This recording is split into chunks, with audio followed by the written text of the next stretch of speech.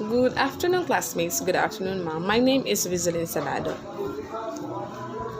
Before I'm going to start my report, I'm going to share something. Last week, I received a text from the teacher of my daughter, and it tells that, Good morning, parents. Ang atong module 6 and 5 pag-ipasa karong December 1, Martes, alas 9 to alas 11 sa buntag, and please bring ballpen for attendance. Salamat, dear parents.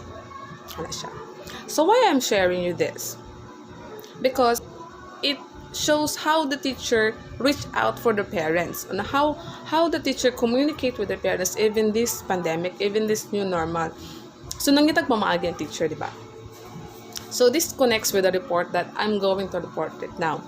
My report is all about developing effective reporting system. So to start with, the need for a better quality and detailed communication about the student learning grows increasingly important. Why? Because there is no single reporting device that can adequately serve these expanding communication needs. That's why reform efforts that focus on report card alone so often fail.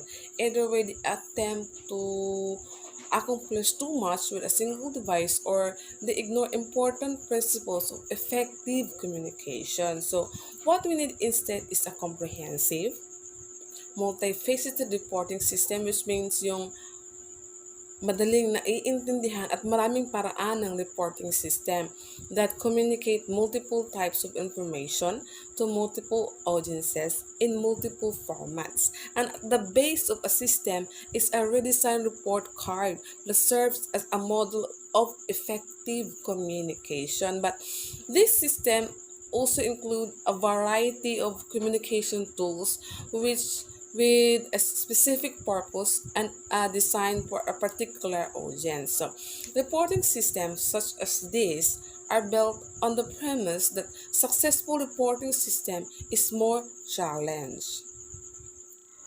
The most critical issues to be addressed in selecting tools, including in reporting system, is what purpose or purposes we want to serve. So, in other words, why are we conveying this information? So, to determine the purpose or the purposes, there are three aspects of communication must be considered.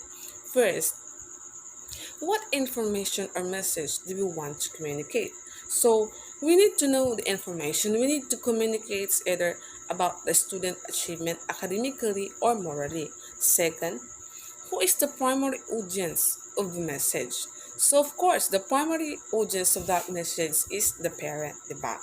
Third, how would we like that information or message to be used? So, and as part of the parent or in parent side like me, we need that information to know the progress of our kids if they are doing well in school, diba? So, efforts that begin by clarifying their purpose make intentions explicit from the start. So, by knowing the purpose of reporting, we can strike clearly and in detail on how to report to our audience, which is the parents. So, this is not only help mobilize everyone involved in reporting process. It also keeps efforts on track. And according to Goski 2000, by being clear about the purpose prevents distractions of peripheral issues that waste crucial time and divert energy. So this means that by knowing the purpose, by knowing your purpose, you also prevent telling not very important issues.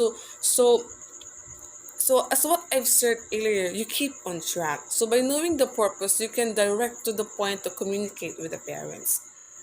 So, in essence, the famous saying that guides architect also applies to reporting student learning, which is forms follows functions. So, again, in architect, na as I saying, which is forms follows functions. So, in architect, it means that the shape of a building or object should primarily relate to its intended functions or purpose. So in other words, in reporting student learning, the purpose must always comes first. So once the purpose or functions is decided, questions regarding form become more relevant and much easier to address.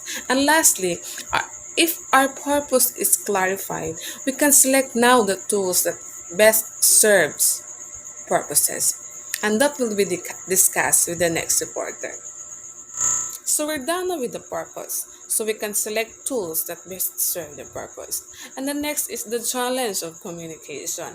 Most teachers and school administrators want to do better job of communicating student learning, especially to parents.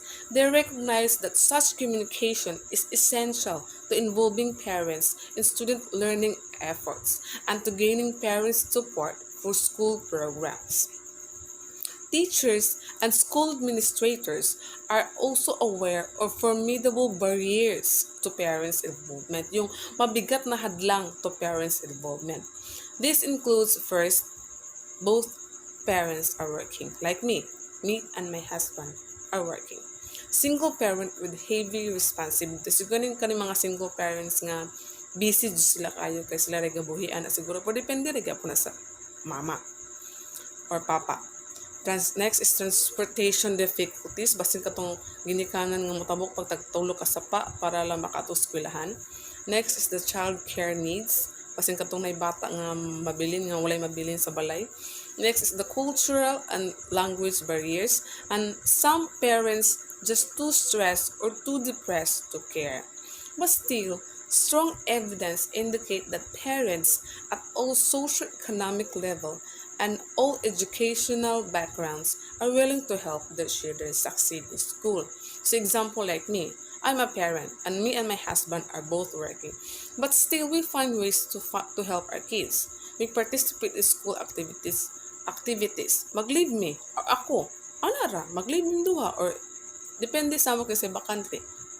And next, surveys of parents consistently show that most would like more information about child's progress in school.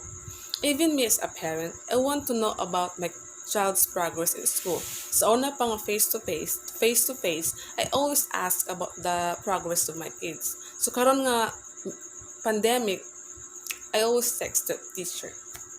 Next, they want to receive that information more regularly and in a form they understand and can use.